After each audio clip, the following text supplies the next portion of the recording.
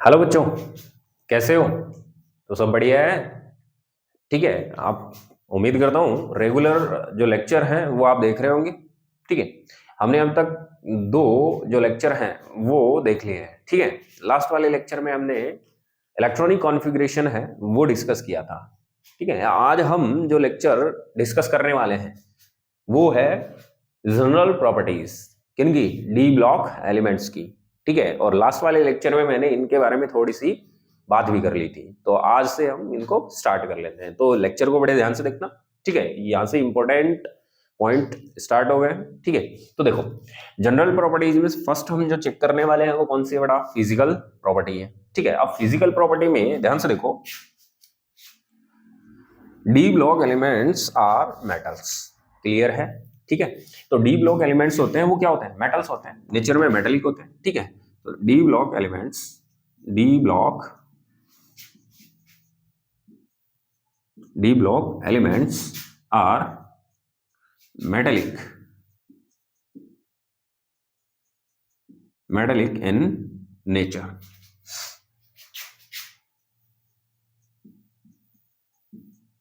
ठीक है। तो पहली बात तो ये हो गई कि ये नेचर में कैसे होते हैं? मेटेलिक नेचर के होते हैं, धात्विक प्रकृति के होते हैं। डी ब्लॉक एलिमेंट्स कौन सी प्रकृति के होते हैं? धात्विक प्रकृति के। ठीक है। नेक्स्ट पॉइंट क्या है? नेक्स्ट पॉइंट ये है कि दे आर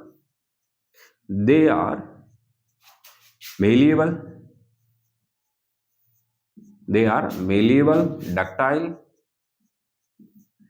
and lustrous। ठीक है। इसका मतलब क्या है? They are malleable, ductile and lustrous। मतलब वे मेलिएबल का मतलब क्या होता है? आघातवर्धनीय होते हैं। डक्टाइल का मतलब तन्य होते हैं, और लस्ट्रस का मतलब है शाइनिंग या चमक वाली प्रॉपर्टी रखते हैं। ठीक है। इसके बाद में पॉइंट नंबर 3 की बात कर लेते हैं। दे हैव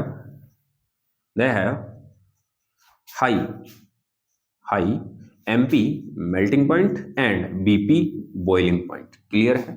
तो यहां ध्यान से देखो, जो डी ब्लॉक के एलिमेंट्स हैं वो उच्च मेल्टिंग पॉइंट और उच्च बॉइलिंग पॉइंट, क्वथनांक जिसे हम कहते हैं, वो रखते हैं। तो तीसरा जो फिजिकल प्रॉपर्टी ये हो गया। अगली हम बात कर लेते हैं। दे हैव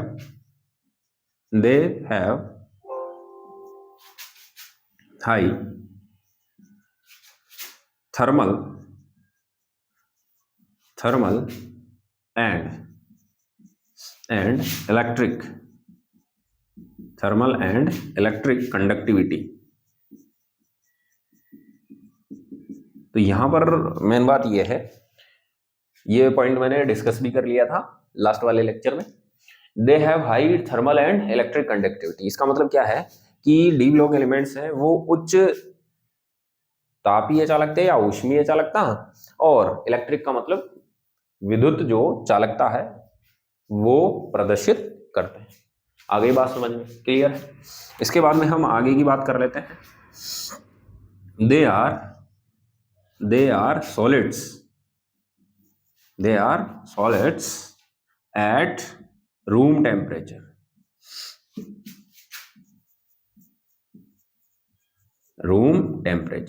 तो मेन बात क्या है? देखो ध्यान से कि जो डी ब्लॉक एलिमेंट्स हैं वो रूम टेम्परेचर पर क्या होते हैं? सॉलिड नेचर के होते हैं। ठीक है। तो सॉलिड होते हैं वो। ठीक है। बट एक जो एक्सेप्शन है, यूं कह सकते हैं हम, तो वो है Hg,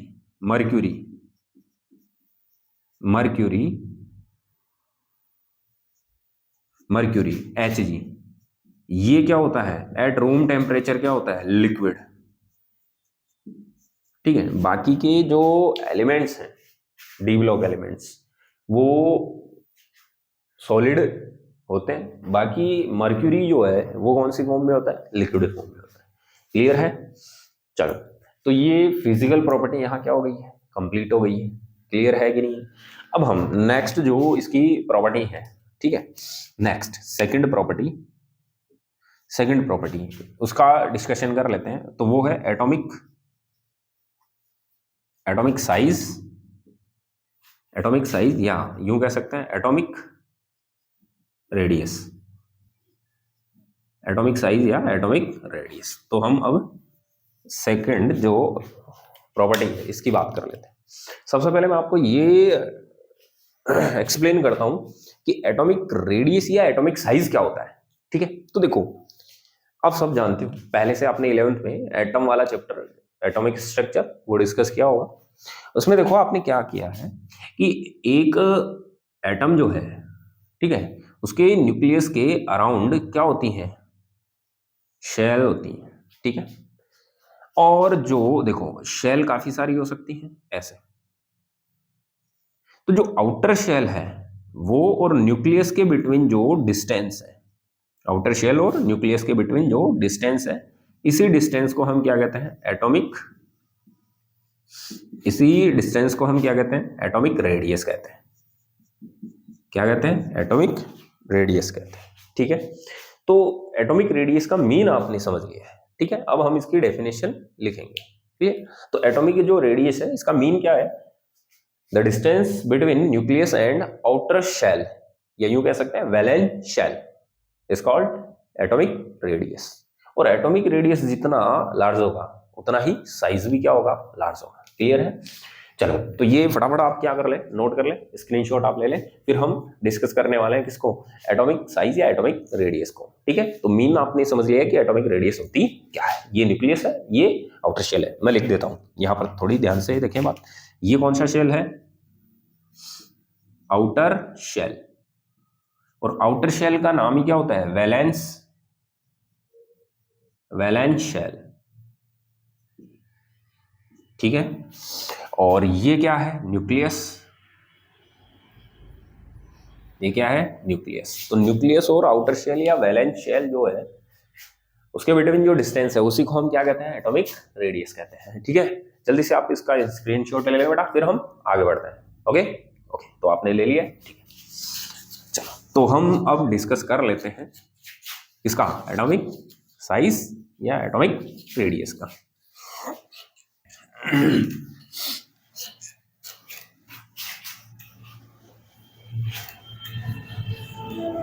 चलो तो ध्यान से सुनना बेटा।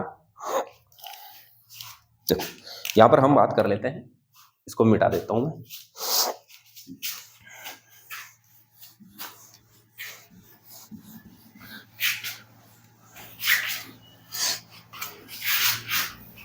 ठीक है, तो चलो हम देख लेते हैं क्या एटॉमिक रेडियस।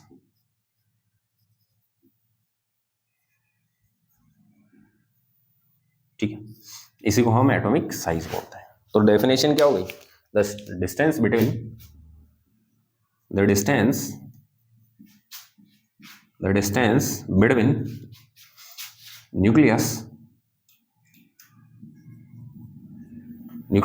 एंड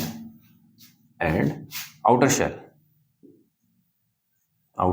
शेल, जिसे हम क्या बोलते हैं,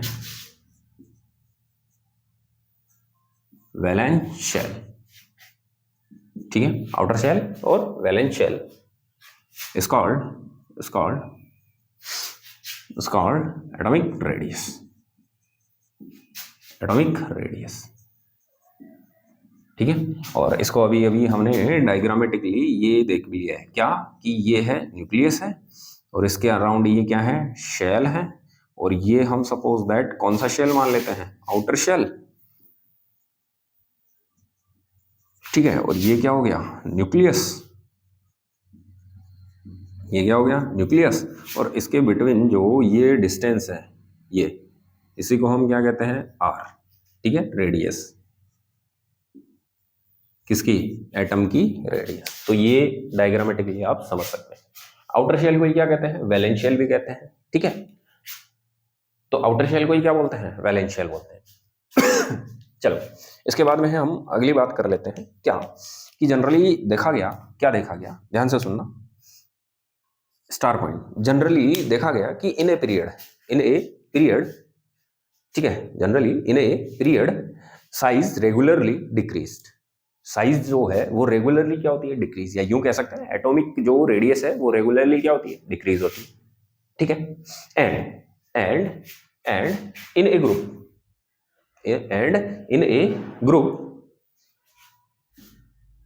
on moving top to bottom size regularly increase. Clear है? तो देखो लेफ्ट टू राइट मूव करते हैं पीरियड में तो साइज क्या होती है, रेगुलरली क्या होती है, डिक्रीज होती है। जबकि ग्रुप में टॉप टू बॉटम मूव करते हैं तो साइज रेगुलरली क्या होती है, इंक्रीज होती है। ये जनरली जो देखा गया था, ठीक है। तो जनरल जो ट्रेंड था वो ऐसा था। तो हम लिख सकते हैं यहाँ पे, ध्यान से देखो ऐसा क्यों हो रहा है, मैं आपको एक्सप्लेन करूंगा आगे, तो आप बिल्कुल टेंशन नहीं लें, ठीक है। तो ध्यान से देखो, जनरली in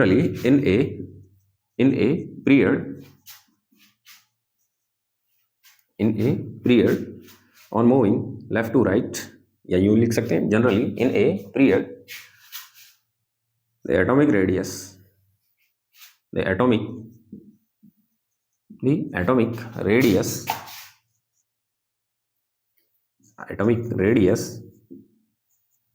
regularly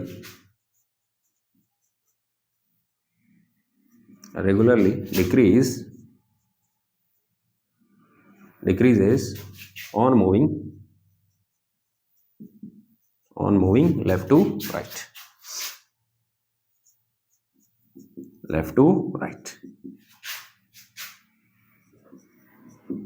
ठीक है। on moving left to right and regularly decreased, and या यूं लिख सकते हैं and in a group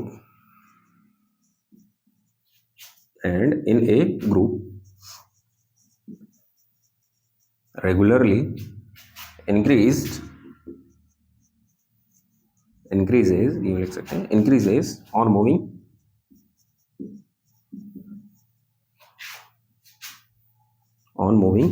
top to bottom,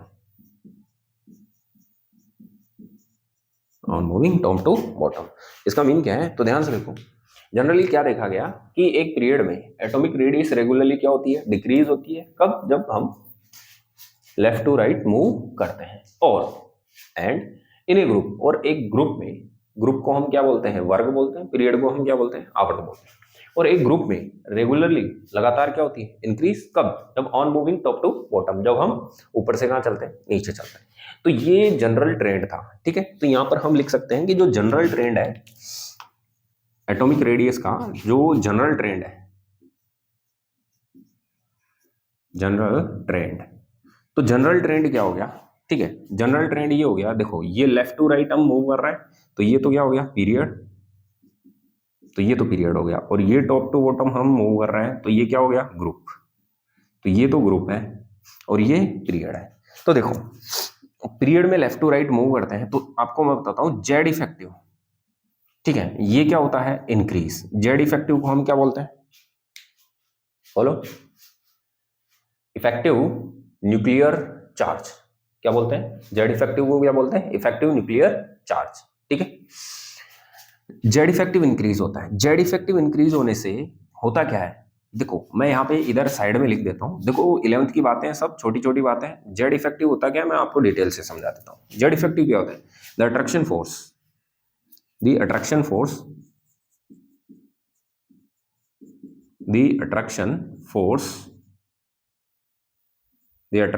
of nucleus on the electron, तो जेड इफेक्टिव क्या है एक्चुअल में, और इलेक्ट्रॉन भी कौन सा, आउटर शेल इलेक्ट्रॉन, ठीक है। तो देखो जेड इफेक्टिव का मतलब क्या होता है कि जो इलेक्ट्रॉन है उस पर न्यूक्लियस के द्वारा जो फोर्स लगाया जा रहा है, कौन सा फोर्स, अट्रैक्शन फोर्स लग रहा है, ठीक है, उसी को हम क्या कहते हैं, जेड इफेक्टिव। अब एक बात बताओ, आप समझो थोड़ा सा कि पीरियड में लेफ्ट टू राइट हम मूव करते हैं तो जेड इफेक्टिव क्या हो रहा है, इंक्रीज हो रहा है। जो ये हम 11th में डिस्कस कर लेते हैं कि जेड इफेक्टिव कैसे इंक्रीज होता है, कैसे, पीरियोडिक टेबल में। अभी आपको केवल इतना ध्यान रखना है कि लेफ्ट टू राइट मूव करने पर जेड इफेक्टिव क्या होता है, इंक्रीज। जेड इफेक्टिव इंक्रीज होगा तो मीन क्या हुआ, attraction force of nucleus on the electron, मतलब इलेक्ट्रॉन पर जो न्यूक्लियस का अट्रैक्शन फोर्स है वो क्या हो जाएगा, इंक्रीज। जेड इफेक्टिव इंक्रीज होने का मतलब अट्रैक्शन फोर्स क्या हो रहा है, इंक्रीज। तो बताओ न्यूक्लियस है, आउटर शेल इलेक्ट्रॉन है, या जो इलेक्ट्रॉन है उसको क्या करेगा, अट्रैक्ट करेगा। तो इलेक्ट्रॉन कहाँ की ओर शिफ्ट होगा, न्यूक्लियस की साइड में क्या होगा, शिफ्ट होने लग जाएगा। तो न्यूक्लियस की साइड में जैसे ही शिफ्ट होगा साइज क्या होने लग जाएगी, डिक्रीज। यस कि नो? यस कि नो? तो जितना अट्रैक्शन इंक्रीज होगा उतनी ही साइज क्या होती जाएगी? डिक्रीज होती जाएगी। तो यहां पर हम लिख सकते हैं कि जेड इफेक्टिव इंक्रीज हो गया तो साइज क्या होने लग जाएगी? डिक्रीज। तो साइज क्या होती है? डिक्रीज हो जाती है। क्लियर है कि नहीं? ओके। इसके बाद में हम बात करते हैं ग्रुप में। ग्रुप में देखो, ग्रुप में top to bottom Z effective change नहीं होता है, रिमेन अनचेंज्ड। इसमें किसी प्रकार का कोई वेरिएशन नहीं आता। बट ध्यान से देखो, ग्रुप में टॉप टू बॉटम चलते हैं तो देखो फर्स्ट पीरियड, फिर इससे फर्स्ट पीरियड से हम कहाँ आते हैं? सेकंड पीरियड में। तो शेल क्या होते जाते हैं? इंक्रीज। फर्स्ट पीरियड से सेकंड पीरियड में एक शेल इंक्रीज हुआ, सेकंड से थर्ड में फिर एक हुआ, थर्ड से फोर्थ में फिर एक शेल क्या हो गया? इंक्रीज हो गया। तो ग्रुप में टॉप टू बॉटम हम मूव करते हैं तो शेल, नंबर ऑफ शेल क्या होता है? इंक्रीज। तो यहां पर ध्यान से देखना, नंबर ऑफ शेल यानी कि कोष की संख्या बढ़ती है, तो नंबर ऑफ शेल क्या होते हैं? इंक्रीज। तो नंबर ऑफ शेल इंक्रीज होता जाएगा तो साइज या रेडियस क्या होती जाएगी? इंक्रीज। जैसे एक घर है अपना, घर में 2 कमरे हैं, यस कि नो? अभी मैं अगर 3 कमरे बनाऊं तो घर थोड़ा बड़ा होगा। अगर मैं 4 कमरे और बनाऊं, मतलब चौथा कमरा और बनाऊं, तो घर की साइज क्या होती जाएगी? बढ़ती जाएगी। सिंपल है।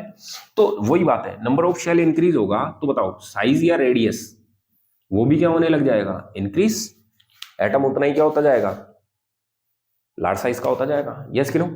तो ये जनरल ट्रेंड होता है। तो सिंपल सी बात है, लेफ्ट टू राइट मूव करते हैं इन ए पीरियड तो साइज रेगुलरली क्या होती है? देखो डिक्रीज हो रही। और ग्रुप में top to bottom size regularly क्या होती है? इंक्रीज होती है। तो यहां तक की बातें आपके समझ में आ गई होगी। क्लियर है? तो देखो ये जनरल ट्रेंड होता है। सिंपली एटॉमिक रेडियस होती क्या है? कुछ नहीं होती। यहां से देख सकते हो आप, न्यूक्लियस और आउटर शेल के बिटवीन जो डिस्टेंस है उसी को हम क्या कहते हैं? रेडियस कहते हैं। और ये आपने लिख लिया होगा कि पीरियड में एटॉमिक रेडियस है रेगुलरली क्या होती है? डिक्रीज। जब हम लेफ्ट टू राइट क्या करते हैं? मूव, बाएं से दाएं चलते हैं। ठीक है, ये लेफ्ट है, ये लेफ्ट है, ये राइट है। ठीक है, तो इधर से इधर पीरियोडिक टेबल में हम चलेंगे तो साइज क्या होती जाएगी? डिक्रीज। और टॉप टू बॉटम ग्रुप में, वर्ग में ऊपर से नीचे चलेंगे टॉप टू बॉटम तो साइज क्या होने लग जाएगी? इंक्रीज होने लग जाएगी। ठीक है, चलो। और ये हमने यहाँ पर एक चार्ट से भी क्लियर कर लिया है कि जेड इफेक्टिव इधर इंक्रीज होगा। जेड इफेक्टिव होता क्या है? ध्यान से सुन, समझा मैंने दिया है। और इधर जेड इफेक्टिव रिमेन अनचेंज्ड, कोई चेंज नहीं होगा। और नंबर ऑफ शेल इंक्रीज होंगे। नंबर ऑफ शेल इंक्रीज होने से साइज क्या होगी? बढ़ेगी या एटॉमिक रेडियस बढ़ेगी। क्लियर है? तो ये अभी ओनली बेसिक चल रहा है, आप इसको जल्दी से क्या कर लो? नोट कर लो। ठीक है, थोड़ा मैं साइड में जब स्क्रीनशॉट ले लो। चलो चलो, तो अब हम अगली बात कर लेते हैं। क्या? अब अगली बात ये कर लेते हैं कि ये जो जनरल ट्रेंड है, क्या ये पूरे डी ब्लॉक में ऐसे ही रहेगा या इसमें कोई वेरिएशन आएंगे, कोई चेंजेस आएंगे? तो देखो, ये जो साइज में वेरिएशन चल रहा है, ट्रेंड्स चल रहा है एटॉमिक रेडियस में, ये डी ब्लॉक एलिमेंट्स में थोड़ा सा क्या हो जाता है? इरेगुलर हो जाता है। ठीक, तो ध्यान से सुनना। तो ये जो अपने ट्रेंड बढ़ा है लेफ्ट टू राइट मूव करने वाला, तो ये क्या होता है? इरेगुलर हो जाता है। क्लियर? ठीक है, तो हम लिख सकते हैं कि this trend becomes irregular in D block elements,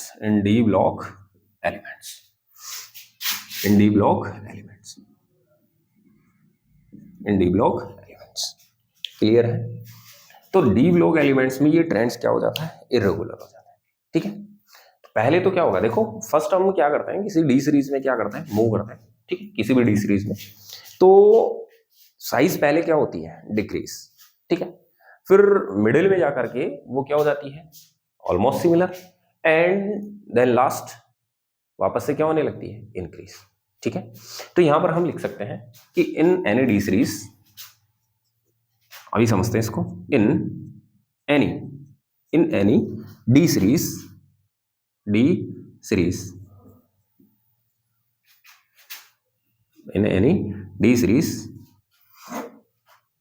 the atomic size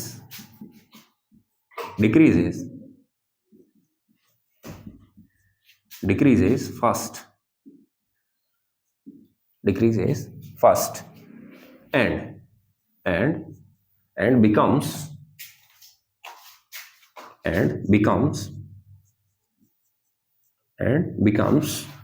the similar in the middle of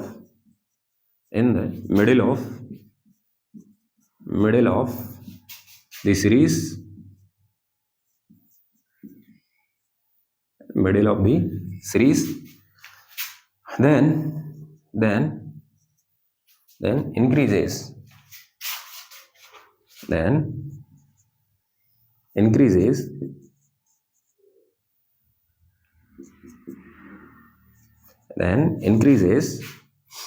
then increases in the end of series, and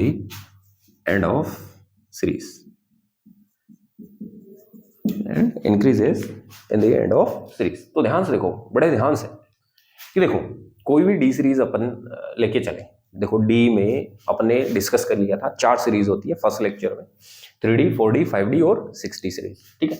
तो अगर कोई भी डी सीरीज है उसमें अगर हम मूव कर रहे हैं इधर से किधर, लेफ्ट टू राइट, ठीक है, तो एटॉमिक साइज पहले क्या होगी, डिक्रीज होगी, पहले तो क्या होगी, decrease, and become similar D को हटा देते हैं, and become similar in the middle of the series, और जो सीरीज चल रही है उसके बीच में मिडिल में जाकर के वो क्या हो जाती है, सिमिलर हो जाती है, मतलब इक्वल बन जाती है, ठीक है। एंड देन इंक्रीजेस, और उसके बाद में वापस से क्या होती है, इंक्रीज होती है in the end of series के लास्ट में, तो लास्ट में जाकर के फिर से क्या होती है, इंक्रीज होने लगती है। तो ये देखो इरेगुलरिटी आ गई। हम ट्रेंड क्या पढ़ के आए हैं कि लेफ्ट टू राइट हम मूव करेंगे तो रेगुलरली साइज क्या होती जाएगी, डिक्रीज, यही पढ़ गया है। बट यहां पर थोड़ा ध्यान से देखो, यहां पर रेगुलरली डिक्रीज नहीं हो रही, पहले डिक्रीज हो रही है, फिर मिडिल में जाकर के क्या हो गई, सिमिलर हो गई, एंड लास्ट में जाकर फिर से क्या हो गई, इंक्रीज। तो ये जो जनरल ट्रेंड है उसको फॉलो नहीं कर रहा है। बात समझ में आई कि नहीं आई, अरे यस कि नो। चलो तो अब हम देख लेते हैं कि ऐसा क्यों हो रहा है। तो ध्यान से देखो, हम अगर 3D सीरीज की बात करें, किसमें, 3D सीरीज, तो 3D सीरीज की अगर हम बात कर लें तो 3D सीरीज के जो एलिमेंट्स हैं वो क्या है, तो ध्यान से देखो 3D सीरीज का फर्स्ट एलिमेंट होता है स्कैंडियम, स्कैंडियम के बाद टाइटेनियम, फिर वेनेडियम, फिर क्रोमियम, फिर मैग्नीज, फिर Fe आयरन, फिर कोबाल्ट, फिर निकल, फिर कॉपर, फिर Zn जिंक। तो ये एलिमेंट्स हैं कौन से, 3D सीरीज के। ऐसे ही 4D सीरीज के, 5th सीरीज के और 6D सीरीज के एलिमेंट्स होंगे, ठीक है। अब देखो अकॉर्डिंग टू दिस कॉन्सेप्ट या स्टेटमेंट क्या होगा कि स्कैंडियम से पहले रेगुलरली साइज क्या होती जाएगी, डिक्रीज, पहले तो डिक्रीज होगी, यानी कि स्कैंडियम से छोटा टाइटेनियम, फिर स्मॉल वेनेडियम, फिर क्रोमियम, फिर Mn, फिर Fe। देखो पहले डिक्रीज हो गई, फिर मिडिल में जाके ये ऑलमोस्ट क्या हो जाती है, सिमिलर सी बन जाती है, ठीक है। तो मिडिल में जाके ये सिमिलर होगी, एंड ऑफ द सीरीज वापस से क्या होने लग जाएगी, इंक्रीज। तो ये कुछ जो वेरिएशन है वो ऐसा देखने को मिलता है। अब ऐसा हो क्यों रहा है, तो देखो इसका रीजन है, ऐसा इसलिए हो रहा है कि Zn से जब हम Fe तक चलते हैं, कहां से, Zn से Fe तक, तो जो Z इफेक्टिव है, कौन है, Z इफेक्टिव, न्यूक्लियस का आउटर शेल इलेक्ट्रॉन पर जो अट्रैक्शन फोर्स है वो, तो Z इफेक्टिव किससे बड़ा होता है, शील्डिंग इफेक्ट से, शील्डिंग इफेक्ट, और शील्डिंग इफेक्ट को हम SE से डिनोट कर देंगे। तो शील्डिंग इफेक्ट से थोड़ा क्या होता है, बड़ा होता है, या यूं कह सकते हैं Z इफेक्ट स्ट्रॉन्ग होता है, शील्डिंग इफेक्ट अभी स्ट्रॉन्ग नहीं है।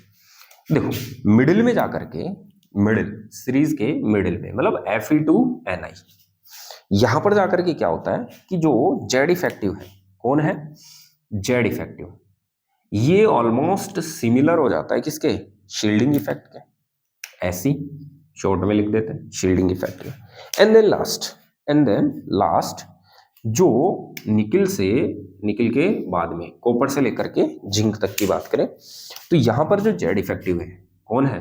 Z effective. ये थोड़ा वीक हो जाता है as compare to shielding effect के, as compare to shielding effect. तो ये वाला जो कॉन्सेप्ट है यहां पर काम आ रहा है, ठीक है।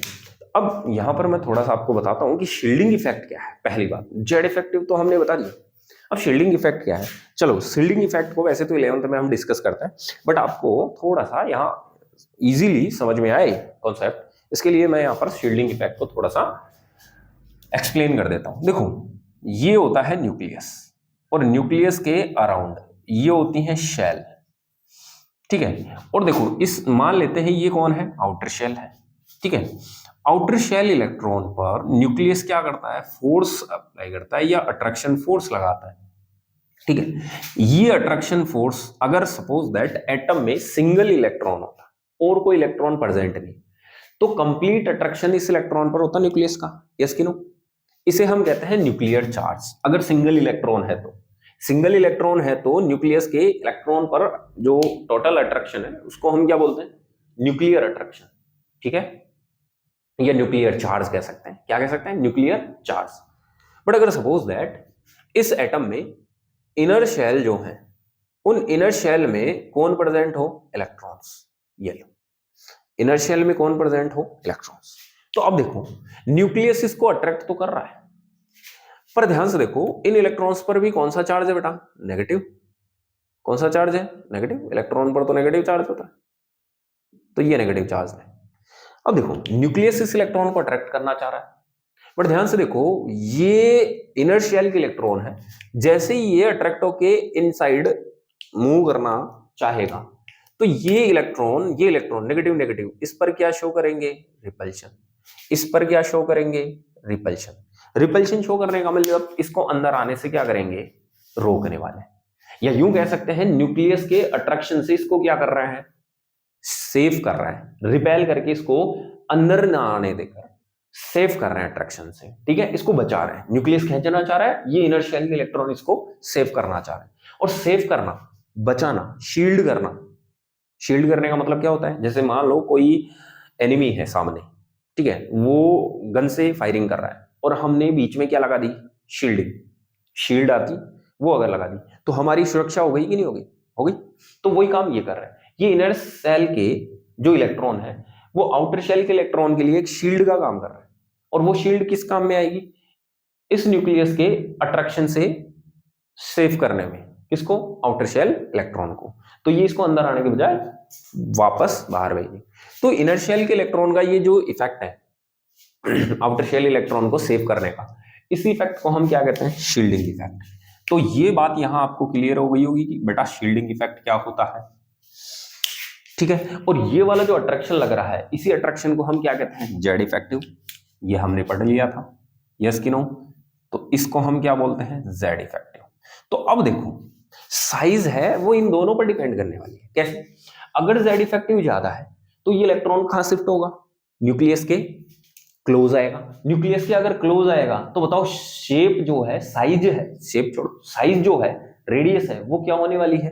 Regularly decrease. और अगर अपोजिट हम बात कर ले कि शील्डिंग इफेक्ट स्ट्रॉन्ग हो गया, मतलब खींच रहा है, अट्रैक्ट कर रहा है, उससे ज्यादा स्ट्रॉन्ग कौन हो गया? सेव करने वाला स्ट्रॉन्ग हो गया। तो इसको अंदर की बजाय कहां की ओर मूव कराएगा?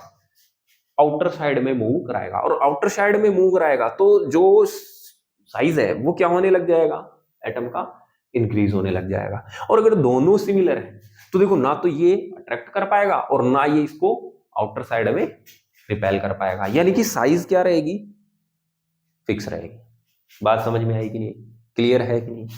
अब देखो, मैं इसको, ये तो इतना तो समझ आ गया कि सर बिल्कुल ये समझ आ गया कि यहाँ जेड इफेक्टिव ज्यादा है, यहाँ शील्डिंग इफेक्ट कम है। यहाँ दोनों बराबर है, वहां शील्डिंग बढ़ गया और जेड इफेक्टिव कम हो गया। बट ऐसा कैसे? कैसे जेड इफेक्टिव ज्यादा है, शील्डिंग कम है? तो देखो बेटा, ध्यान से सुनना, इनका एटॉमिक नंबर हम चेक कर लेते हैं। इसका कितना होता है? 21, 22, 23, 24, 25, 26, 27, 28, 29 और 30। अब एक बात यहां पर बड़े ध्यान से देखना, इनका इलेक्ट्रॉनिक कॉन्फ़िगरेशन, अगर मैं इसका इलेक्ट्रॉनिक कॉन्फ़िगरेशन देखूं तो इलेक्ट्रॉनिक कॉन्फ़िगरेशन होगा AR 3D1 4s2।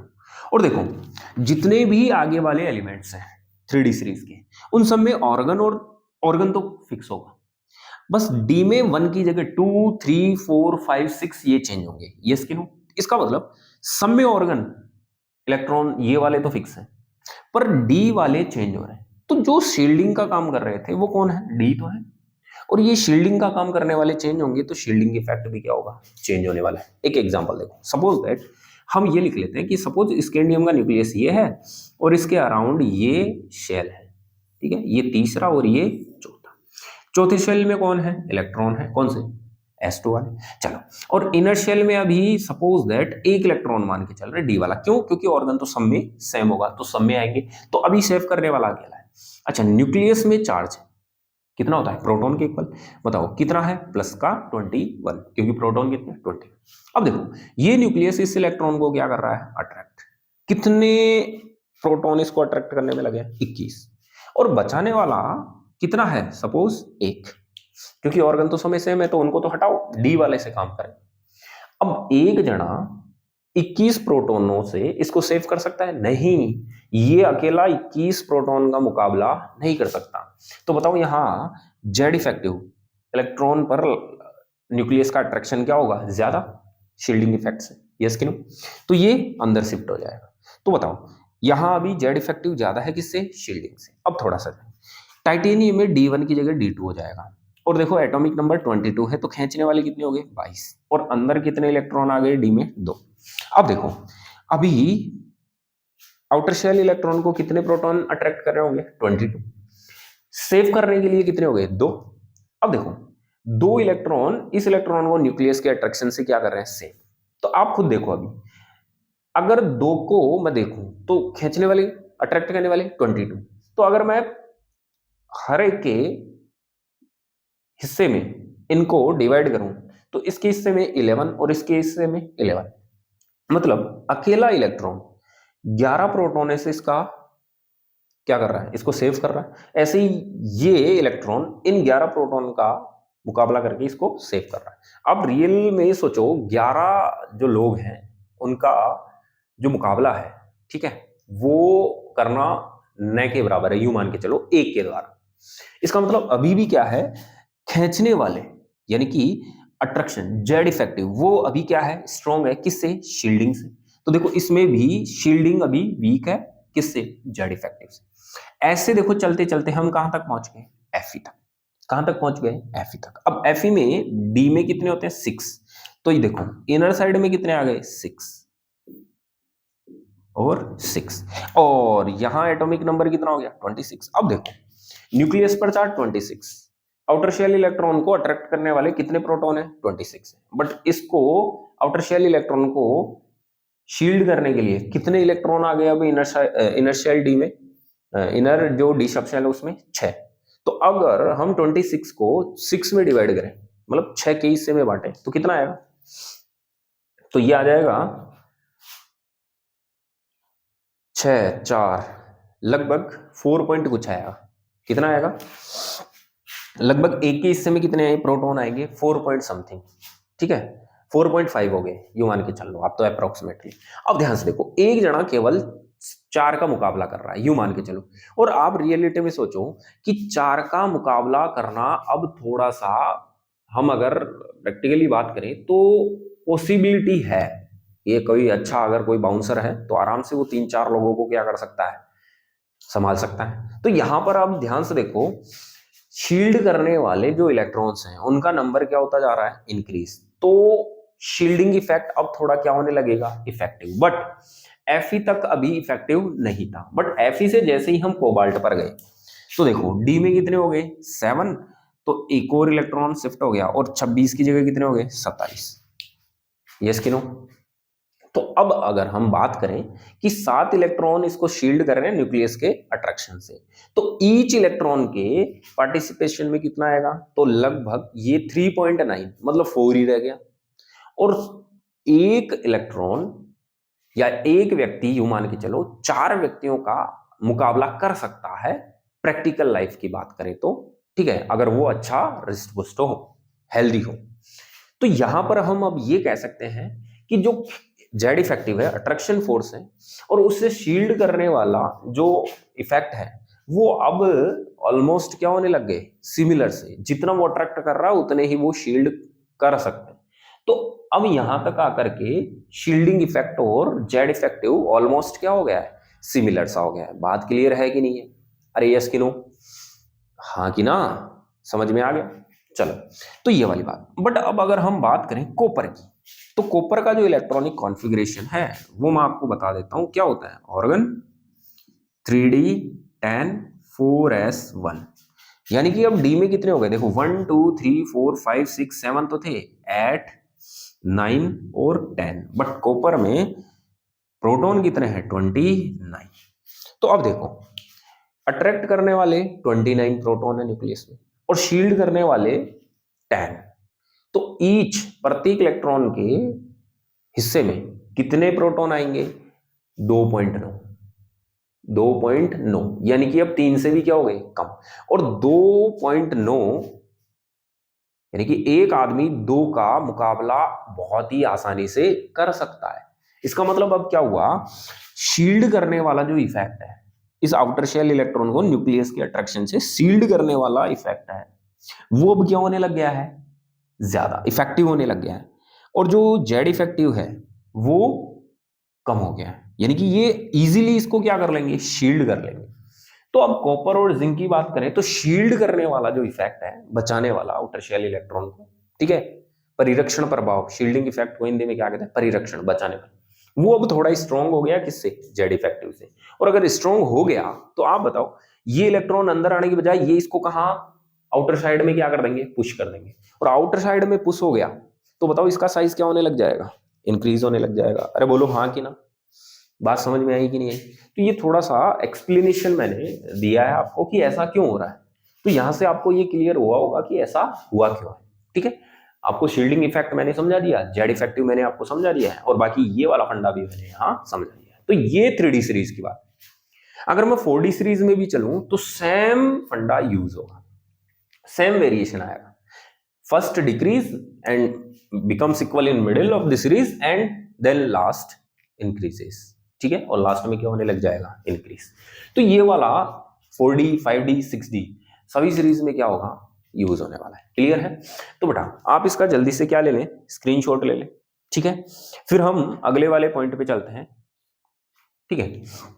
जब टॉप टू बॉटम हम चलते हैं तो वहां भी देखो, थोड़ा सा टॉप टू बॉटम हम चलते हैं तो वहां भी क्या होता है, जो एटॉमिक रेडियस है या एटॉमिक क्यों कह सकते हैं, साइज है, उसमें क्या आने लगता है, थोड़ा वेरिएशन आने लगता है।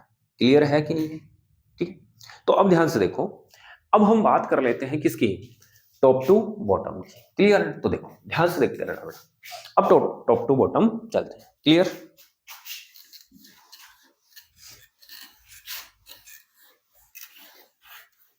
चलो, तो ये तो एटॉमिक रेडियस में जो ट्रेंड था इरेगुलर होने का वो हो गया, ठीक है, किसमें, पीरियड, ठीक, किसी डी सीरीज में।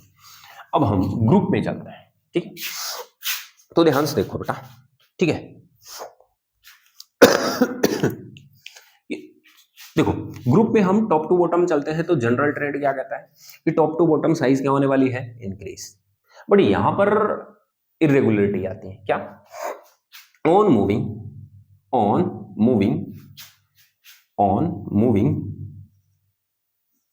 Top to bottom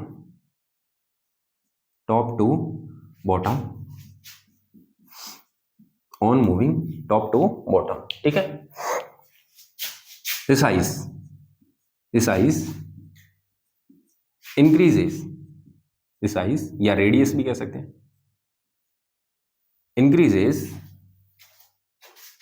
3D series to 4D series।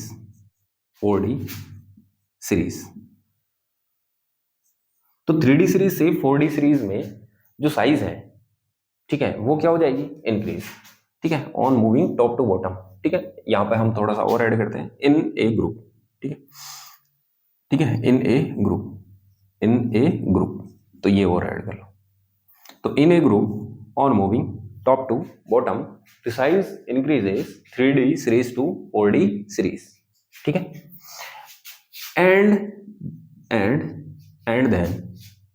and then become similar, and then become similar 4D series, and then become similar 4D series to 4D series to 5D series, 5D series due to lengthenoid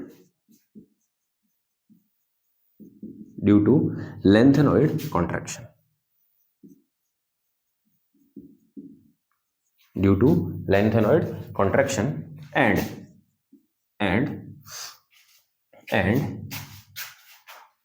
and become similar, and series then become similar 4D series to 5D series due to lengthenoid contraction and direct लिख देते हम, and 5D series to 6D series, ठीक है, due to actinoid contraction,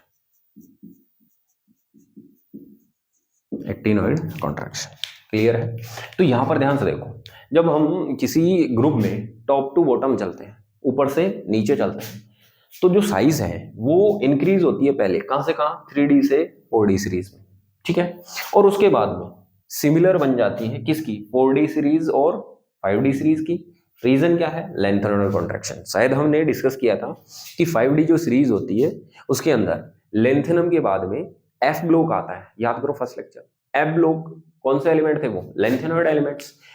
उन्हीं के कारण size में क्या आता है, डिक्रीमेंट कॉन्ट्रैक्शन आता है। इसी को हम क्या कहते हैं, लेंथेनोइड कॉन्ट्रैक्शन कहते हैं, ठीक है।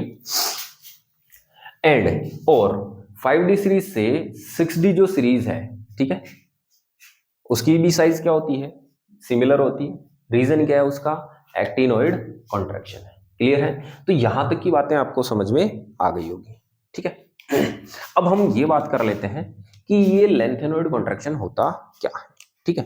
तो पहले आपको मैं इसका जो डेफिनेशन है लेंथेनोइड कॉन्ट्रैक्शन का, ठीक है, वो बात कर लेते हैं, ठीक है। तो देखो क्या होता है कि लेंथेनोइड कॉन्ट्रैक्शन क्या है, हेडिंग डाल देते हैं, चलो, lanthanoid contraction.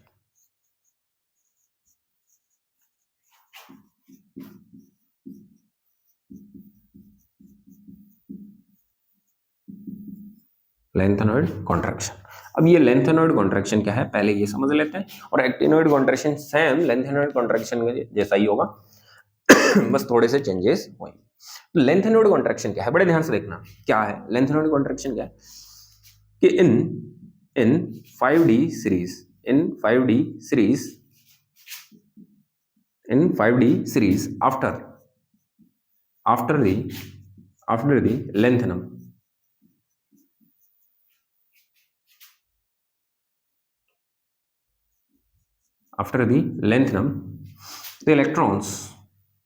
after the lengthenum, the electrons are filled first in 4F subshell, 4F subshell before the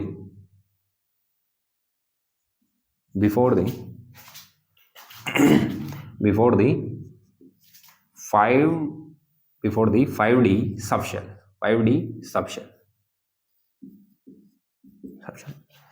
resulting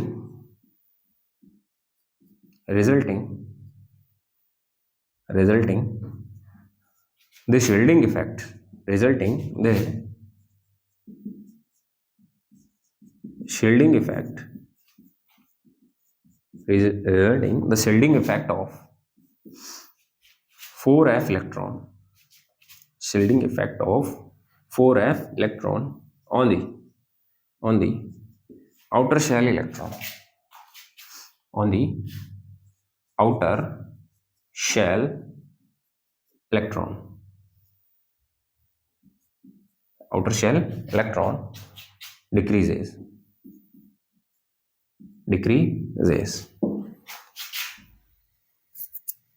So the size या रेडियस लिख सकते हैं. So the size of 5D, so the size of 5D series elements, so the size of 5D series elements become similar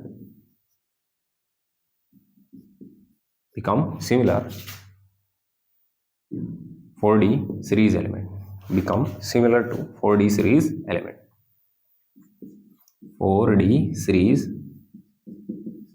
element.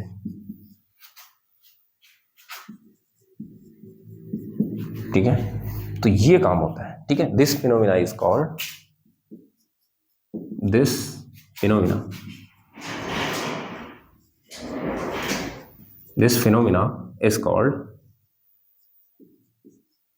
This phenomena is called lanthanoid contraction. This phenomena is called lanthanoid contraction. देखो definition हमने देख ली, अब हम इसका diagrammatically explanation कर लेते हैं. ठीक है, और इसके लिए आपको जो लास्ट लेक्चर हमने डिस्कस किया है उसका रिक्वायरमेंट होने वाला है. ठीक है, तो फटाफट से हम इसको डिस्कस कर लेते हैं और इसको कंप्लीट कर लेते हैं. क्लियर है? तो देखो इसका डायग्रामेटिकली हम जो एक्सप्लेनेशन है वो देख लेते हैं. ठीक है, अब डायग्रामेटिकली एक्सप्लेनेशन जो है वो देखो मैं बता देता हूँ आपको कैसे, और इसको बड़े ध्यान से देखना और आपको ये थ्योरी है वो अभी क्लियर हो जाएगी क्या है क्या नहीं. तो सबसे पहले हम बात कर लेते हैं. देखो एक तो हम 4D सीरीज एलिमेंट लेंगे. ठीक है, 4D सीरीज किसकी बात करेंगे? 4D सीरीज की. क्लियर? अब देखो 4D सीरीज के अंदर देखो 4D सीरीज में कौन होता है? First element इट्रिडियम. इट्रिडियम को छोड़ दो भाई को. ठीक है, हम बात कर लेते हैं जिरकोनियम की. जिरकोनियम का एटॉमिक जो नंबर है वो कितना होता है? 40. जिरकोनियम का एटॉमिक नंबर 40 है, तो इसका इलेक्ट्रॉनिक कॉन्फ़िगरेशन क्या होता है? ध्यान से देखो, क्रिप्टॉन 4D2 और 5s2 है. ये है कि नहीं? बड़े ध्यान से देखना. अब देखो यहाँ क्या हुआ.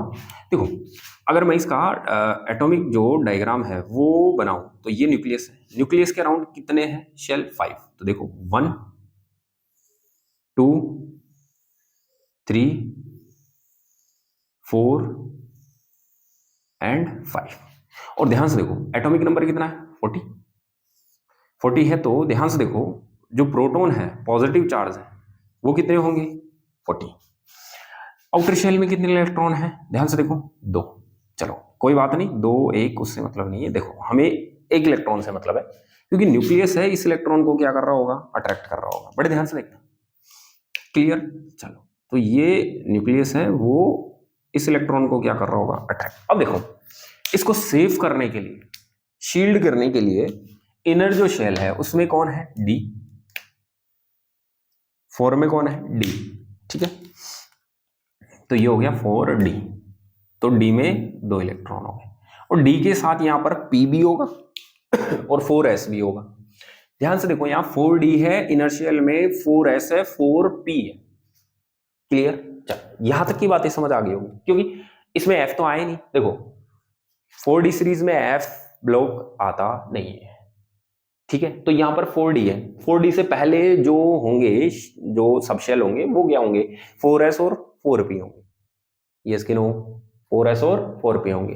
ठीक है, चलो इसके बाद में हम बात कर लेते हैं 5D सीरीज का. कौन सी सीरीज का? 5D series. तो देखो बेटा ये है 5D सीरीज. 5D सीरीज का एक एलिमेंट हम चेक कर लेते हैं. कौन सा? जिरकोनियम. देखो लेंथेनम होता है पहला, लेंथेनम के बाद में आता है हाफनियम. 72 इसका इलेक्ट्रॉनिक कॉन्फ़िगरेशन. देखो यहां होता है जीनोन, याद कर लो पहले पता है, और यहां पर आते हैं 4f14 पहले. तो F लोग आ गया, और फिर यहाँ आता है 5d2 और 6s2। तो यहां से आपको देखने पर पता चल रहा है क्या कि लेंथनम को छोड़कर आगे वाले हाफनियम वगैरह इनके अंदर इलेक्ट्रॉनिक कॉन्फ़िगरेशन ही होता है। अब मैं इसका डायग्राम बना लेता हूं, ध्यान से देखो। ये न्यूक्लियस है, कितने आउटर शेल कितना 6, तो 6 सेल है। तो देखो पहला, first, second, third, fourth, fifth और सिक्स्थ। देखो इसकी और इसकी साइज में वैसे क्या होना चाहिए, डिफरेंस होना चाहिए, और दिख भी रहा है डिफरेंस होगा। बट ध्यान से देखो हुआ क्या है, ये तो है एस में आउटर शेल इलेक्ट्रॉन। चलो अब जो इनर शेल है 5d, वहां पर ध्यान से देखो 5d में देखो डी भी, डी के कितने इलेक्ट्रॉन है, 5d है कि नहीं। अब 5d से पहले ध्यान से देखो 5d सीरीज वालों में क्या हुआ है, 5d में इलेक्ट्रॉन फिल होने से पहले कहां फिल हुए हैं, 4f में। ध्यान से देखो in 5d series after the lanthanum, 5d series में लेंथनम के बाद the electrons are filled first in 4f subshell. Electron पहले किस में भरे जाते हैं, 4f सबसेल में। दिख रहा है 5d से पहले किस में गए, 4f में।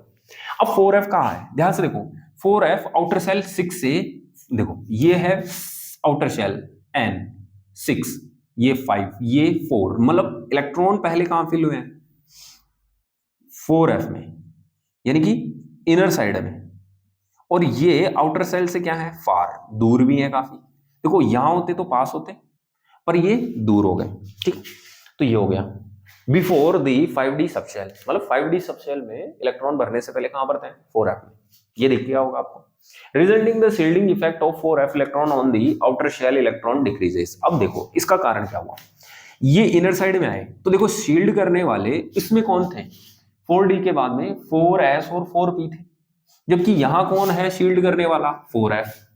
अब 4f, f का शील्डिंग इफेक्ट, देखो सबसे ज्यादा शील्डिंग इफेक्ट किसका होता है, मैं यहां पे लिख देता हूं ऐसी शील्डिंग इफेक्ट का ऑर्डर s, p, d और f। ये शील्डिंग इफेक्ट का क्या होता है, ऑर्डर। तो f वाले का शील्डिंग तो वेरी पुअर है, यानी कि ये यहां पर देखो एटॉमिक नंबर कितना है, 72, मतलब अट्रैक्ट करने वाले प्रोटॉन्स कितने हैं, 72 इस इलेक्ट्रॉन को क्या कर रहे होंगे, अट्रैक्ट कर रहे होंगे, ठीक है। और शील्ड करने वाले जो हैं, शील्ड करने वाले जो हैं वो इस आउटर शेल से कहां चले गए, दूर, फार, अंदर आ गए।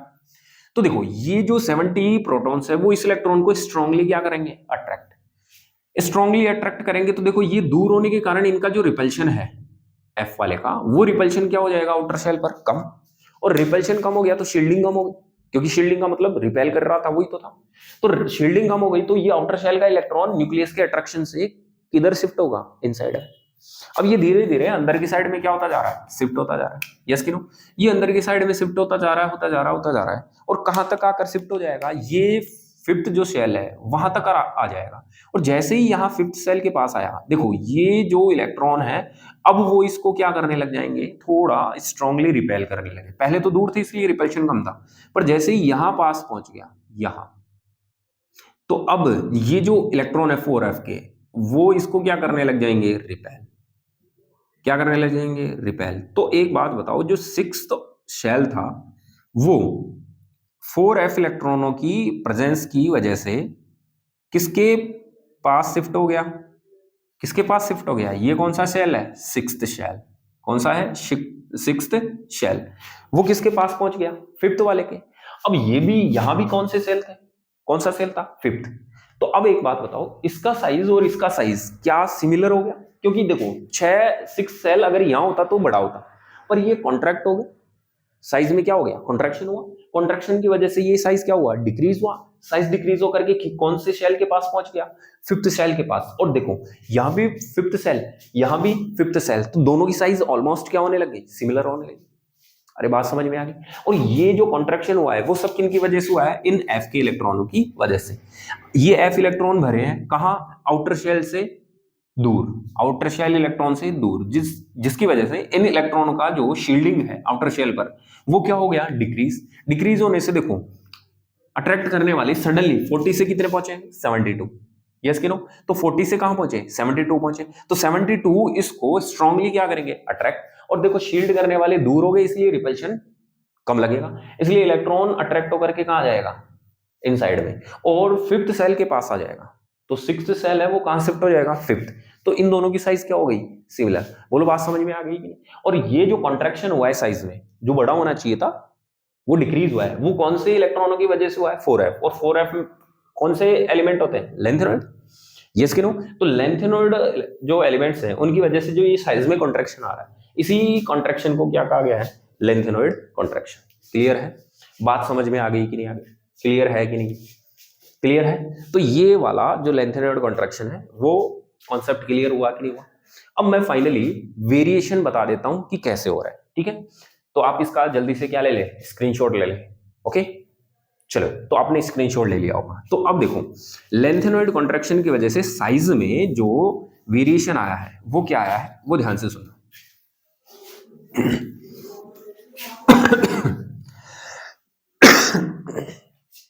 तो देखो,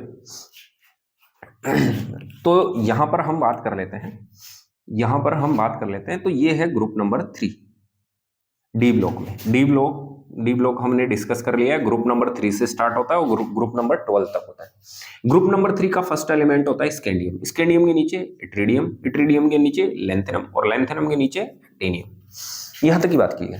देखो, ये कौन सी सीरीज है, 3D, ये कौन सी सीरीज है, 4D, ये कौन सी सीरीज है, 5D, और ये कौन सी सीरीज है, 6D। देखो, ग्रुप नंबर 3 में कोई चेंज नहीं है, टॉप टू बॉटम चलने पर साइज में क्या होने वाला है, इंक्रीमेंट, कोई वेरिएशन नहीं आएगा। बट आप ध्यान से देखें, ग्रुप नंबर 3 के बाद में जैसे ही हम ग्रुप नंबर 4 में चलते हैं, स्कैंडियम के बाद कौन आता है, टाइटेनियम, इट्रिडियम के बाद जिरकोनियम, लेंथेनियम के बाद हाफनियम, और एक्टिनियम के बाद कौन आता है, रदरफोर्डियम, RF। तो देखो, 3D से कहां मूव करेंगे, 4D, तो साइज क्या होने वाला है, इंक्रीज। साइज क्या होने वाला है, इंक्रीज। क्लियर है? तो 3D से 4D में तो साइज क्या होगा, इंक्रीज। बट ध्यान से देखो, 4D और 5D का साइज सिमिलर हो जाएगा, और 5D और 6D का साइज सिमिलर हो जाएगा। ये बात हमने पढ़ी भी।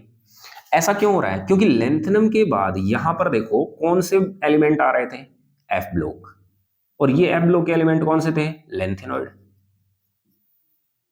कौन से थे, लेंथेनॉइड। और लेंथेनॉइड की वजह से यहां क्या होता है, लेंथेनॉइड कॉन्ट्रैक्शन होता है।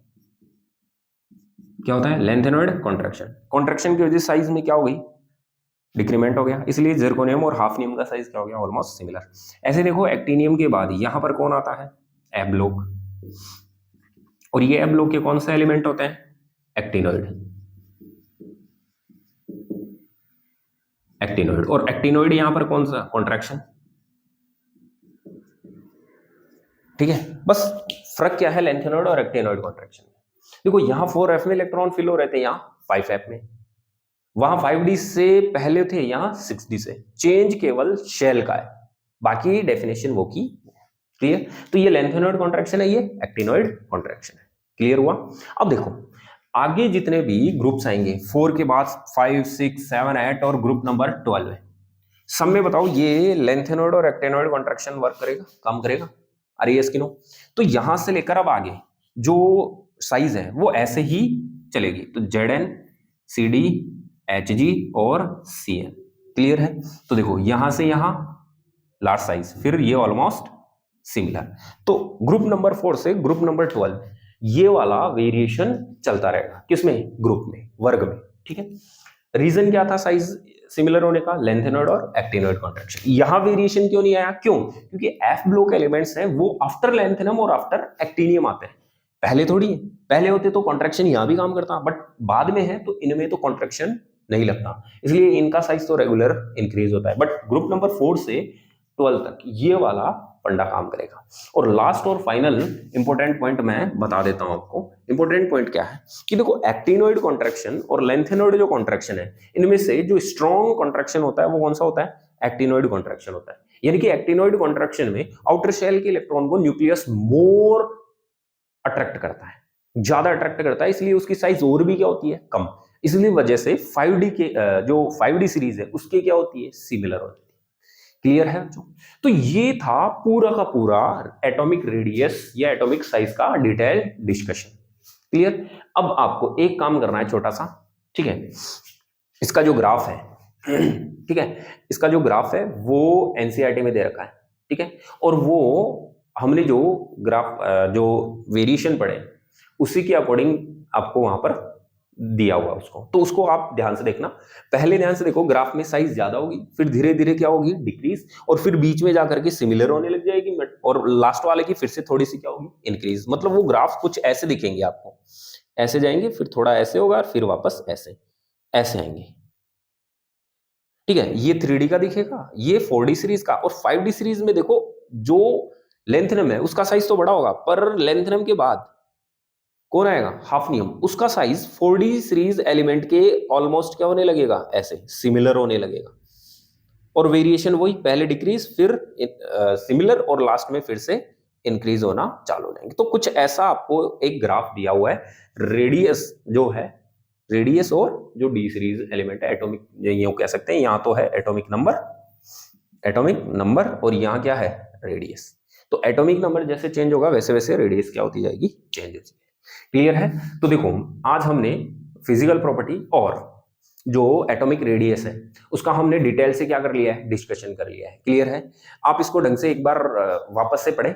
ठीक है, मेरे हिसाब से आपको कोई डाउट नहीं रहने चाहिए, और अगर फिर भी डाउट है तो आप कमेंट कर सकते हैं। ठीक है, वीडियो के जो डिस्क्रिप्शन है वहां आपको टेलीग्राम चैनल का जो लिंक है वो मिल जाएगा, वहां आकर के आप अपनी जो भी प्रॉब्लम है वो आप शेयर कर सकते हैं, और उनका आपको आंसर मिल जाएगा जरूर। ओके, तो आप लगातार पढ़ते रहें, हम आपके साथ ऐसे ही मेहनत करते रहेंगे, और आप भी सपोर्ट बनाए रखें। थैंक यू बच्चों, टेक केयर, मिलते हैं नेक्स्ट लेक्चर।